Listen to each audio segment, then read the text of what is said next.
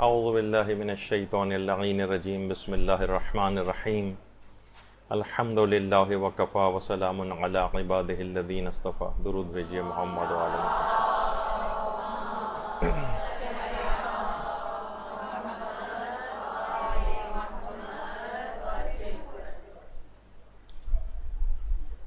آج کل social media پر بھی اور اس سے پہلے تحریر و تقریر کے لحاظ سے مجتہدین کرام، مراجع اعظام اور کے خلاف، تقلید کے خلاف باقاعدہ کچھ پوسٹیں بنائی جا رہی ہیں اور تیز رفتاری کے ساتھ اس سلسلے میں کام ہو رہا ہے، اور کچھ ایسی احادیث کو شیئر کیا جا رہا ہے کہ دیکھیے یہ علماء، یہ مراجع، ایسی ایسی تصویریں ان کی بنا کر ان کے خلاف ائمہ کی احادیث آئی ہیں، تقلید کے خلاف، مجتہدین کے خلاف لوگوں کو دھوکہ دینے کے لیے. تو آپ کے سامنے اس طرح کی تمام چیزیں بیان کرنا ہے، اور اس میں اب لگ یہ رہا ہے کہ اس کے اندر مزید تیز رفتاری آئے گی، کیونکہ عالمی حوالوں سے آیت اللہ سیستانی اور دیگر مراجع کی جو ایک خاص طاقت، فتوی کی طاقت کے طور پر چیز ابھر کے آئی ہے سامنے، تو اس سے ان کو اندازہ ہو رہا ہے کہ اس نظام مرجعیت کو اور مجتہدین کا جو مقام ہے کہ ایک شخص صرف ایک کمرے کے اندر بیٹھ کر صرف ایک دو لائن کا فتویٰ جاری کرتا ہے اور عالمی تمام طاقتوں کو اس سے شکست ہو جاتی ہے، تو ان کو کمزور کیا جائے. تو تقلید کے انسٹیٹیوشن کو کمزور کرنا، مجتہدین کرام کو کمزور کرنا، یہ آج کل ایک مغربی طاقتوں کے ایجنٹوں کا ایک طریقہ کار بن گیا ہے، اور سوشل میڈیا اس کام کے لیے بہت ہی سازگار ایک زمینہ فراہم کرتا ہے. اور دیکھیے اس کے اندر جو چیزیں بیان ہو رہی ہیں وہ یہ ہے کہ تقلید کے خلاف، کہ دیکھیے تقلید کے معنی اندھی تقلید. اس طریقے سے ایک آدمی مثلا چلتا ہوا چلا جا رہا ہے، وہ سب گڑھے میں گر رہے ہیں، اس کی اندھی تقلید کرنے والے بھی سارے گڑھے میں گر رہے ہیں. یعنی یہ جو مجتہدین ہیں یہ اپنی تقلید کروا کے سب کو گویا جہنم میں لے جا رہے ہیں، کیونکہ یہ ائمہ کی احادیث کے خلاف ہے. اس کے اندر ہی جو اہم ایک شبہے کے طور پر ایک چیز پیش کی جاتی ہے کہ تقلید کے لغوی معنی سے دھوکہ دے کر لوگوں کو گمراہ کیا جاتا ہے. کہ دیکھیے تقلید جو ہے قلادہ سے نکلا ہے. قلادہ کہتے ہیں جانور کے گلے کے اندر جو پٹا ڈلا ہوا ہوتا ہے، یعنی یہ مجتہدین کرام آپ کو جانور کی طرح سے گلے میں پٹا ڈال کر ہکاتے ہیں. یعنی تقلید کے لفظ کی جو لغوی معنی ہیں اس سے ایک دھوکہ دینے کی کوشش کی جاتی ہے، جبکہ تقلید کے معنی ہار کے بھی ہیں، گلے میں پہننے والا ہار. بلکہ اگر آپ انٹرنیٹ پہ قلادہ لے جا کر سرچ کریں تو شاذ و نادر ہی کوئی گلے کا پٹا یا رسی جو ہے وہ نکلے گی، بلکہ زیادہ تر صرف گلے کے ہار نکلیں گے، یعنی جو اس کے معنی ہے. لیکن وہ دوسرے ایک معنی کے گلے میں جس طرح جانور کے پٹی ڈالی جاتی ہے اس کو قلادہ کہا جاتا ہے، تو اس طور پر اس لحاظ سے لغوی معنی کے اعتبار سے دھوکہ دیا جاتا ہے کہ یہ مجتہدین اصلاً لوگوں کو گلے میں اس طرح سے ایک پٹا انہوں نے ڈالا ہوا ہے، اور ایک نفرت پھیلانے کے لیے کہ دیکھو یہ تمہیں یہ سمجھتے ہیں. تقلید کے معنی یہ کہ تمہارے گلے میں جانور کی طرح سے پٹا ڈلا ہوا ہے کہ جہاں پر بھی وہ ہکا کر لے جائے تو میں اندھی تقلید کرتے ہوئے ان کی بات ہی ماننا. تو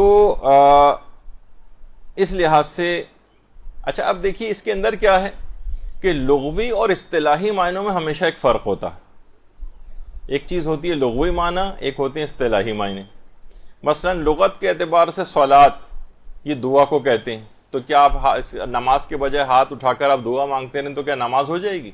نہیں. ایک لغوی معنی ہے صلات معنی دعا، اور ایک اصطلاحی معنی ہے کہ ان تمام افعال کا ایک مجموعہ جو شریعت مقدسہ اسلام نے خاص ایک پیکیج ایک نماز کے ذریعے بنایا ہے، وہ اصطلاح مراد ہوتی. صوم، روزہ، صوم معنی رک جانا، ٹھہر جانا. مثلا آپ چلتے چلتے رک کر کسی جگہ ٹھہر گئے تو کیا یہ صوم شمار ہوگا؟ نہیں. یہ لغوی معنی الگ ہیں، اصطلاحی معنی الگ ہے. اسی طرح حج کے معنی ارادہ کرنا، کوئی سا بھی ارادہ کریں تو کیا حج ہو جائے گا؟ نہیں، حج ان خاص ارکان کا نام ہے اصطلاح کے اندر، تو وہ اصطلاحی معنی. اسی طرح وضو معنی ہے دھونا، مثلا کپڑے بھی دھوئے جاتے ہیں، تو کیا وہ شمار ہو جائے گا؟ کیا نہیں، خاص نماز سے پہلے ایک واجب حکم ہے. اسی طریقے سے مثلا زکوٰۃ ہے، فقہ ہے، ان سب کے معنی ہیں لغوی بھی اور اصطلاحی بھی. فقہ معنی ہے سمجھنا، لیکن خاص مسائل فقہ مراد ہوتے ہیں، اس سے ایک علم کے طور پر ہے اصطلاح میں. شریعت شارع سے نکلا ہے، سڑک، راستہ، شارع فیصل جو آپ کہتی ہیں، شارع قائدین، یعنی وہ راستہ، وہ سڑک. تو وہ سڑک اور راستہ جو اللہ کی طرف چلا کر لے جاتا ہے اسے شریعت کہا جاتا ہے اصطلاح میں. اسی طرح قرآن مانے پڑھی جانے والی چیز، لیکن ہر پڑھی جانے والی چیز کیا قرآن ہے؟ نہیں، اصطلاح کے اندر وہ اللہ کا کلام شمار ہوتا ہے. حرام کے ایک معنی یعنی کوئی بری چیز، ممنوع چیز اس کو کہتے ہیں، لیکن محرم حرام کے دوسرے معنی جو ہیں وہ احترام والی چیز کے بھی ہیں. محرم الحرام، مسجد الحرام، اشہر حرام، حرام مہینوں کے اندر جنگ کرنا، حرام مہینے یعنی احترام والے مہینے. تو دیکھیے لغوی اور اصطلاحی معنوں میں فرق کے اعتبار سے ایک بہت بڑا دھوکہ دیا جاتا ہے. تو یہ بغیر اس بات کو دیکھے کہ یہ تقلید جو ہے ایک علمی اصطلاح ہے خالصتاً، محققین نے اس کے کیا معنی کیے ہیں، تو اس کو کہا جاتا ہے کہ یہ پٹا ہے. جبکہ اگر ہم اس کے معنی گلے میں پڑا جانے والا پٹا بھی شمار کریں تب بھی اس کے معنی یہ ہوں گے کہ یہ قلادہ مراجع تقلید کی گردن میں بندھا ہوا ہے، آپ کی گردن میں نہیں ہے. اچھا، اس کے کیا معنی ہیں؟ یعنی مقلد کے سارے جو اعمال کا بوجھ ہے وہ مرجع کے کاندھوں کے اوپر ہوتا ہے، اس کی گردن کے اوپر چلا جاتا ہے. تو اب آپ اس لحاظ سے دیکھیں کہ سارا بوجھ تو مرجع کے کاندھوں کے اوپر ہو گیا کہ مقلد جواب دہی سے بچ گیا ہے اور مرجع کی گردن پھنس گئی، اس کو یہ ساری چیز اٹھانی پڑ رہی.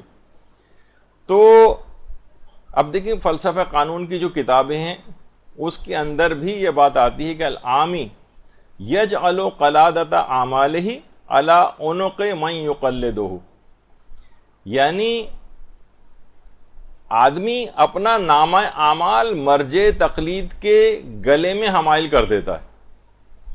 یعنی جو بھی میں کر رہا ہوں یہ اس کی گردن کے اوپر جائے گا. یہ تو آپ کی گردن کے اندر پٹا نہیں ڈلا ہوا ہے، یہ مجتہد کی گردن کے پھنسی ہوئی. اور یہی وجہ ہے کہ باقاعدہ فروع کافی اس کی جو 7ویں جلد ہے اس میں ایک روایت موجود ہے کہ ہمارے چھٹے امام جعفر صادق علیہ الصلوۃ والسلام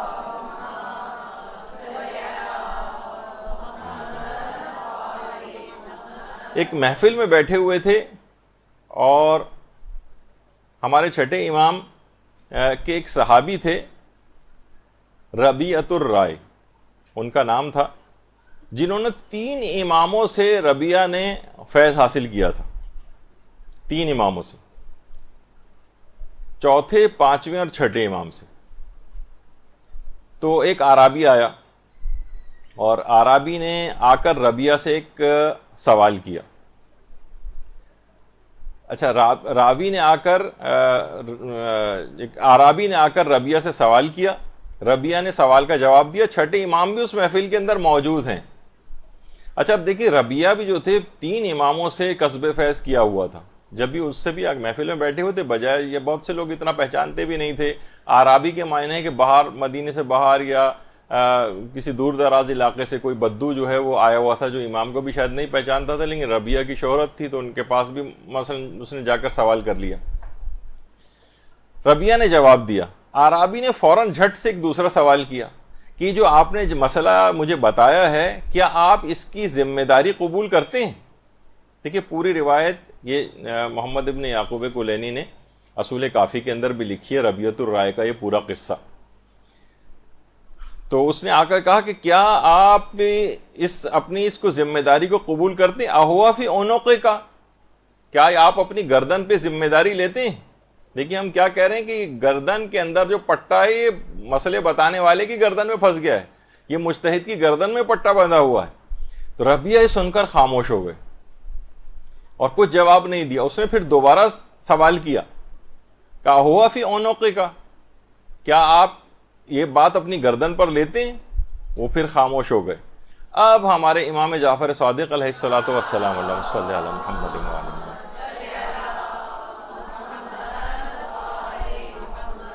امام نے اس مسئلے کی وضاحت کرتے ہوئے فرمایا ہوا فی عنقہ، ہاں یہ ذمہ داری اس کی گردن پر ہے۔ اور اس کے بعد امام نے مزید توضیح کرتے ہوئے فرمایا وَكُلُّ مُفْتٍ ضَامِنٌ، اور ہر فتویٰ دینے والا اپنے فتوے کا ضمانتی، ہر فتویٰ دینے والا۔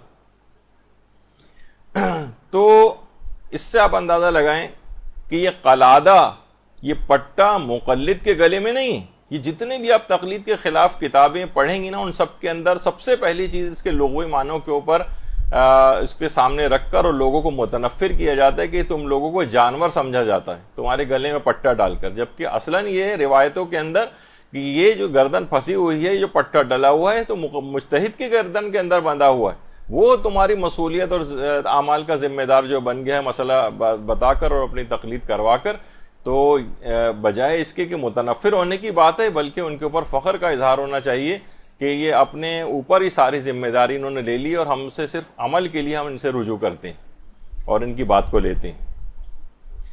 تو اس طرح سے اگر کوئی کسی جگہ پر اس طرح سے پیش کی جائے چیز، تو یہ آپ کے دماغ میں یہ چیز رہنی چاہیے۔ اچھا، اب یعنی جو معنی یہ لوگ بتاتے ہیں اس سے بالکل برعکس ہے، یعنی دین سے جو جاہل ہے وہ سب سے زیادہ پڑھے لکھے شخص کی بات وہ مانے اور اس کی طرف رجوع کرے۔ ہمارے ایک عالم گزرے ہیں ملا کاظم خراسانی، کوئی شخص مجتہد بن نہیں سکتا جب تک کہ ان کی کتابیں نہ پڑھ لے۔ تو ان کی جو اپنی کتاب بھی ہے کفایت الاصول، اس میں بھی ایک بات انہوں نے لکھی ہے کہ تقلید کا جائز ہونا اور جاہل کا عالم کی طرف رجوع کرنا یہ ایک ایسا فطری امر ہے کہ جو کسی دلیل کا محتاج نہیں۔ اگر لوگ اس کا انکار کر دیں تقلید کا تو باب علم مکمل طور پر بند ہو جائے گا، کیونکہ ایک طرف تو تقلید جائز نہیں ہے، مثلا آپ یہ کہہ رہے ہیں کہ تقلید جائز نہیں ہے تو وہ تقلید بھی نہیں کرے گا، دوسری طرف وہ شخص وہ خود ان احکام کو قرآن و سنت سے اخذ کرنے سے عاجز ہے، اس کو وہ ان علوم سے واقفیت نہیں ہے، وہ الفاظ کلام کو نہیں سمجھتا ہے، امام کے کلام کو نہیں سمجھتا ہے، تمام احادیث اور قرآنی آیات پہ اس کی دسترس نہیں ہے، تمام علوم جو پورے کلام کو سمجھنے کے لیے، قرآن کو سمجھنے کے لیے حاصل ہونے چاہیے وہ نہیں، ایک عام شخص جو ہے تو اس کے لیے تو باب علم مکمل بند ہو جائے گا، نہ وہ کسی کی تقلید کر سکتا ہے اور نہ خود حاصل کر سکتا ہے، بالکل معطل محض ہو کر رہ جائے گا۔ تو یہ کتنا عقلی حکم ہے کہ ایک حدیث بھی اگر موجود نہ ہو اور ایک قرآنی آیت بھی موجود نہ ہو تو عقل حکم دیتی ہے کہ انسان تقلید کرے، نہ جاننے والا اس کی بات مانے جو اس چیز کے متعلق مکمل طور پر جانتا ہو۔ اس میں کیا کمی ہے، اس میں کیا خرابی ہے؟ پوری دنیا اسی طرح سے چل رہی ہے، پوری دنیا کی ترقی آج صرف تقلیدی کی وجہ سے۔ ہر کوئی کہے کہ میں آ کر میں ہر چیز اپنے طور پر کروں گا، کسی اور کی بات کیوں مانوں؟ جہاز میں کیوں بیٹھوں جب تک کہ میں جانتا نہیں ہوں کہ مثلا پائلٹ کیا ہے اور اس نے کون سا علم حاصل کیا ہے اور یہ جہاز کیسے چلتا ہے، تو آدمی کوئی چیز سفر کر ہی نہیں سکے گا۔ تقلیداً نام بھی نہیں جانتے، معلوم بھی نہیں ہوتا کہ اس کا چلانے والا کون ہے، تب بھی اس کے اندر بیٹھ کے انسان اپنی جان کو بھی خطرے میں ڈال لیتا ہے ایک لحاظ سے۔ تو ہم یہ دیکھتے ہیں کہ بہرحال آج کل یہ جو پورا ایک سیریز چلی ہوئی ہے، بہت سارے اس کے تقلید سے بھی روک رہے ہیں تاکہ علمی لحاظ سے انسان پیچھے سے پیچھے چلا جائے۔ پھر ہم دیکھتے ہیں یہی والے جو تقلید کے انکاری ہیں، یہی وہ والے ایشوز بھی اٹھاتے ہیں، سیدانی کی غیر سید سے شادی حرام ہے وغیرہ، اور یہی وہ افراد ہیں کہ جو کہ یہ بھی کہتے ہیں کہ خمس غیبت امام کے اندر معاف ہے، اور پھر وہی کہتے ہیں کہ سید کے اوپر غیر سید کا صدقہ مستحبی بھی حرام ہے۔ تو اگر آپ یہ دیکھیں کہ تقلید سے انکار کروا کے سب کو جاہل بنانے کا کام ہے، سیدانی کی غیر سید سے شادی وغیرہ کو روک کر شادیوں کے سلسلے میں کتنی پریشانی ہے، اس کو مزید مشکل بنانا ہے، نہ یہ لوگ کوئی ادارے بناتے ہیں کہ ان کی شادیوں کے کوئی انتظامات کیے جائیں، اور صرف وہ کہتے ہیں کہ نہیں یہاں سے بھی اس کو روک دیا جائے۔ پھر اس کے علاوہ کہتے ہیں کہ خمس جو سادات کا حق ہے، خمس بھی جو ہے وہ غیبت امام میں معاف ہے تاکہ لوگ خمس نہ نکالیں۔ پھر یہ کہتے ہیں کہ سید غیر سید سے مستحب صدقات بھی نہیں لے سکتا، نہ خمس ملے گا ان کو نہ صدقات ملیں گے، یعنی معاشی بائیکاٹ بھی کیا جائے، شادیاں مشکل بنا کے ان کو جو ہے ان میں اخلاقی کرپشن کو بھی فروغ دیا جائے, تقلید سے کٹوا کر ان کو جو ہے جاہل بھی رکھا جائے. ایک پورا زبردست قسم کا ایک پیکج بنایا گیا جو ہر طرح سے خلاف ہے. اس کو سمجھنا چاہیے ان تمام سازشوں کو. ٹھیک ہے, اگر کوئی مثلا یہ کہے کہ تقلید سے لوگوں کو اس لحاظ سے روکنا ہے اور ان کو کہ ائمہ نے مثلا, ابھی آگے چل کر اس کی تفصیل آئے گی کہ ائمہ نے منع کیا یا نہیں منع کیا, تو کوئی شخص جو خود ایک فقہی مسئلے کا حکم نہیں نکال سکتا, اس سے آپ کہہ رہے ہیں کہ خود جاؤ اور قرآن و حدیث سے ریسرچ کرو, خود جاؤ اور قرآن و حدیث سے ریسرچ کرو. ایسے ہی جیسے کسی کو کہا جائے رکشہ چلانے والے کو کہ جاؤ تم جو ہے نا ہوائی جہاز چلاؤ, اور کسی نے آج تک مرغی بھی ذبح نہ کی ہو تو اس سے کہا جائے کہ جاؤ تم جو ہے نا دماغ کے آپریشنز کرو جا کر. تو یہ جہالت کا فروغ ہے, مجتہدین سے متنفر کر کے یہ لوگ باب علم کو مکمل طور پر بند کرنا چاہتے ہیں, تاکہ ہر شخص اپنی مرضی سے دین کے اندر روزانہ کی بنیاد پہ ہر شخص, یعنی اگر پوری دنیا میں شیعوں کی تعداد مثلا 5 کروڑ ہے تو 5 کروڑ فتوے, 5 کروڑ آرا, اور اس طرح سے جو ہے وہ یہ تو میں نے اس طور پر کہی ہے بات, یہ نہیں کہ یہی عدد ہے, میں اس کے طور پر کہ جتنے افراد ہوں گے پھر اتنے ہی فتوے ہوں گے. تو یہ تمام چیزیں ایسی ہیں کہ یہ ابھی ہم نے جو پہلی بات اس کے اندر ڈسکس کی ہے کہ یہ لوگ اس طور پر دھوکہ دینا چاہتے ہیں کہ لغوی اور اصطلاحی معنی اور جتنی بھی تقلید کے خلاف باتیں لکھی گئی ہیں اس کے اندر اس والی دلیل کو لے کر آتے ہیں کہ یہ لوگ جو ہے اپنے آپ کے گلے کے اندر پٹا ڈال کے آپ کو گھسیٹنا چاہتے ہیں, جبکہ اصلاً یہ جو پٹا ہے مجتہد کے گلے میں بندھا ہوا ہے, ہوا فی عنقہ ہی, امام نے خود کہا کہ اس کی گردن پہ ذمہ داری ہے. تو یہ آپ لوگ اس سے دھوکہ نہ کھائیں, بلکہ ان کو اس طور پر آپ جواب دیں کہ یہ جو ذمہ داری مجتہد کی گردن پر ہے, آپ کو جانوروں کی طرح سے کوئی گھسیٹا نہیں جا رہا. برحمتك يا أرحم الراحمين وصلى الله على محمد وآله الطاهرين.